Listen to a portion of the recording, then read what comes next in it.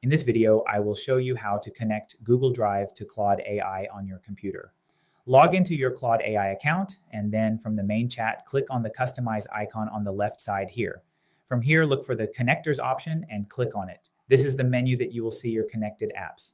Now click on the plus icon and choose Browse Connectors. On the search bar, type Google Drive. Then click on the plus icon and you will be redirected to the login section, and you can choose which Google Drive account you want to connect to. Select Continue here, and you need to give Claude permission to access the folders and files in your Google Drive account. Check Select All to allow access. Scroll down and select Continue. Once that is set up, you will be redirected back to Claude. Now you can change permission on what Claude will access here. Feel free to configure it based on your needs. If you no longer want Claude to have access to your Google Drive, just click on the disconnect button on the top right side.